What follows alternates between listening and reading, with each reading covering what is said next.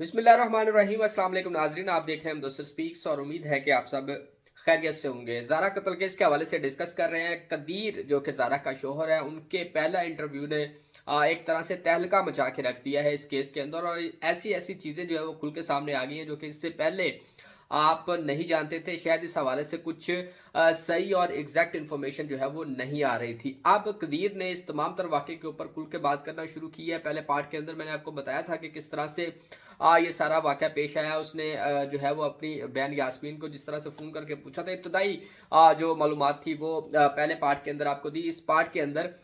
2-4 ऐसी अहम चीज़ें हैं जो कि डिस्कस करनी है। जब कदीर जो है वो पाकिस्तान नहीं आया था, सऊदीया में रहते हुए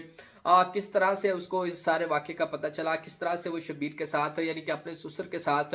राब्ते में था, और किसने जो है वो पुलिस को मना किया था जब पुलिस जो है वो सुगरा और यास्मीन को उनके घर से गिरफ्तार कर रही थी। तो किसकी कॉल के ऊपर उनको छोड़ा गया था, ये भी आपको बताएंगे इन वीडियो के अंदर। और साथ ही साथ जो है वो एफआईआर का अहवाल इब्तदाई तौर पे जब लोकेशन ट्रेस करने का मामला शुरू हुआ तो किसके कहने पर एफआईआर करवाई गई थी वो भी आपके साथ शेयर करेंगे इस वीडियो के अंदर। और तो सबसे पहले बात कर लेते हैं कि यास्मीन के बाद जब उनसे पूछा गया कि सबा का जो है वो आना जाना था आपके घर, तो जिसके ऊपर कदीर का ये कहना था कि सबा का हमारे घर के अंदर उस तरह से ज़्यादा आना जाना नहीं था। उसकी वजह जो है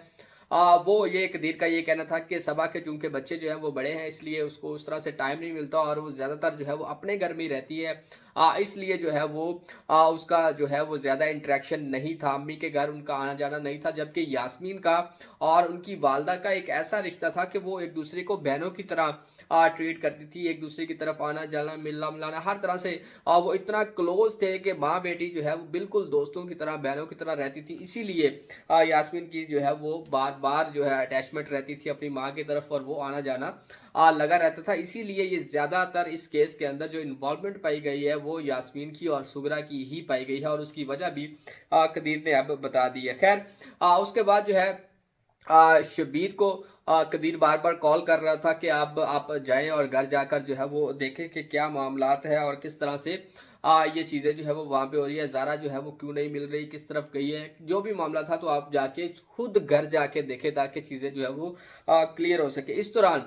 कदीर का ये कहना है कि हर 10-15 किलोमीटर का वो कोई उनका फासला बनता है, तो इतने टाइम के बाद जो है वो 10-15 मिनट के बाद जो है वो शब्बीर को कॉल कर रहे थे या शब्बीर कदीर को कॉल कर रहा था कि क्या अपडेट है, कुछ इस तरह से ज़ारा का पता चला या नहीं पता चला। तो ये दोनों जो लोग हैं वो एक दूसरे के साथ एक राब्ते में थे, और उधर से कदीर जो है वो सबा के साथ यास्मीन के साथ जो है वो राब्ते में था कि मामू जो है वो आ रहे हैं या जिस तरह का मामला है। खैर शब्बीर जो है वो ज़ारा के घर पहुंचता है और वहां पे जाके किसी से कोई बात नहीं करता और सीधा जो है वो ज़ारा के कमरे में अपनी बेटी को आवाज़ देता हुआ ज़ारा ज़ारा कहता हुआ जो है वो जाता है अपने उस बेटी के कमरे में, उसको देखता है, बेड के नीचे देखता है, इधर उधर जो है वो देखता है, लेकिन कहीं पर भी ज़ारा उसको नज़र नहीं आती है। इस दौरान जो है ये भी आपने सुना होगा इस वाक़े के अंदर के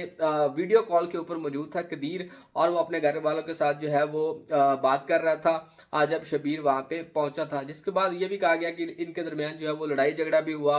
और कदीर ने जो है वो अपने ससुर को थोड़ा सा बुरा भला भी कहा। लेकिन उससे बहुत पहले ये वाक़या हुआ जबकि वो बता रहा था कि क्या मामू आ गए हैं कि नहीं है, तो उन्होंने ये बताया यास्मीन ने कि मामू आ गया और वो हमारे साथ जो है वो इस तरह का मिसबिहेव कर रहे हैं या वो सिर्फ ज़ारा को ढूंढ रहे हैं, किसी से कोई बात नहीं कर रहे हैं, बुरा भला कह रहे हैं। तो ये तमाम तर चीज़ें जो है वो उनके वहाँ हुई, लेकिन इस सारे बात का जो है वो कदीर को पता नहीं था, क्योंकि जब कोई इस तरह की बात होती थी वो कॉल कट कर देती थी, और जब दोबारा कॉल करती थी तो वो सिर्फ इनको यही बताया जाता था कि जो शब्बीर हैं वो उनके साथ बदतमीज़ी कर रहे हैं। लिहाजा किसी भी तरह की कोई भी कंफर्मेशन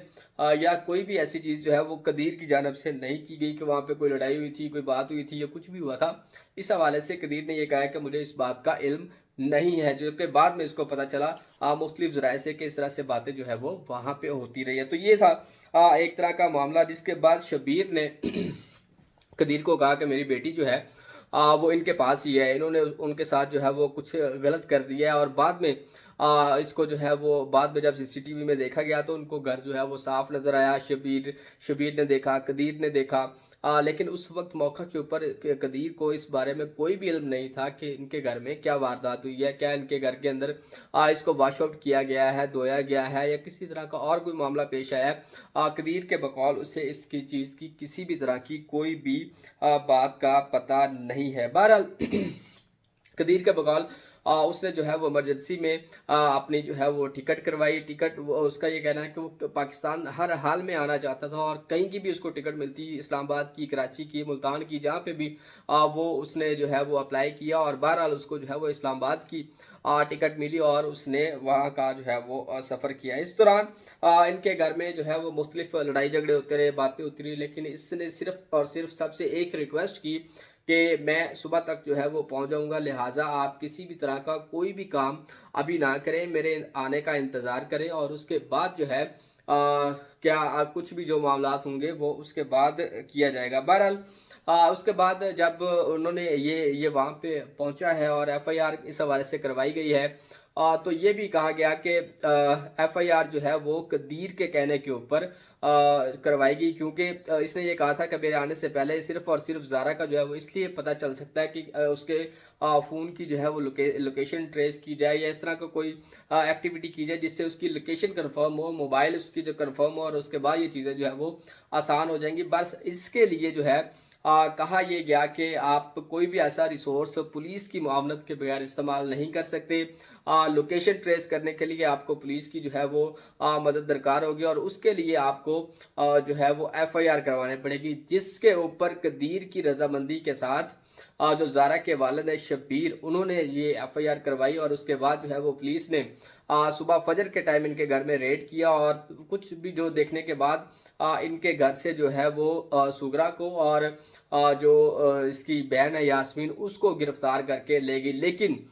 यहाँ पे उनके जो चचाजाद हैं या तायाजाद हैं, वो बताया गया कि वो लड़का वहाँ पे मौजूद था, जिसके बाद वो उनके साथ गया क्योंकि वो घर घर की इज्जत थी। लेकिन सबसे अहम बात यह है कि उस वक्त जो है खबरें ये सामने आ रही थी कि पुलिस ने इनको जो है वो छोड़ दिया था, लेकिन वो बेसिकली जो है वो ज़ारा के वालिद शब्बीर की तरफ से कॉल की गई थी कि आप इनको अभी छोड़ दें, इसका अभी तक जो है जिस तरह से अभी करना, लेकिन फिर भी एक इज्जत है, एक घर के अंदर घर की औरतें हैं, इसलिए उनको पुलिस ने ज़ारा के जो है वो वालिद के कहने के ऊपर उस वक्त पहली दफ़ा उनको छोड़ा गया था, जिसके बाद उन्होंने घर आके ये कहा था लो जी हमें तो छोड़ दिया, हमने तो कहा था कि वो ज़ारा भाग गई है, ये इस तरह का मामला पेश है। लेकिन वो बेसिकली जो है वो अब कदीर ने जाके बताया कि वो उनके खालू के कहने के ऊपर, ज़ारा के वालिद के कहने के ऊपर उनको जो है वो छोड़ा गया था। तो इस वीडियो के अंदर आपने ये मुख्तसर सी जो थोड़ी बहुत इन्फॉर्मेशन थी वो आपने जानी, लेकिन अगला जो पार्ट है उसके अंदर दो तीन अहम चीज़ें हैं, जिसमें ज़ारा की प्रेगनेंसी के हवाले से जब कदीर इस्लामाबाद से अपने घर पहुंचा, नाले के ऊपर जहां से ज़ारा के टुकड़े निकाले जा रहे थे, वहां पे उसको जो है वो किस तरह से इसने अपने पीस इकट्ठे किए ज़ारा के, और उस सबसे बड़ी बात के कदीर को किस मौके के ऊपर ये पता चल गया था कि वहाँ पर जो है वो ज़ारा को उसकी माँ और बहन की तरफ से कत्ल किया गया। इस वीडियो के लिए इतना ही। अगली वीडियो में इसी हवाले से और भी बहुत सी जो है वो तहलका खेज इंकिशाफात हैं कदीर की जानब से, ख़ास तौर पे ज़ारा की प्रेगनेंसी के हवाले से बात करेंगे। अगली वीडियो में इजाज़त दीजिए। अल्लाह हाफिज़।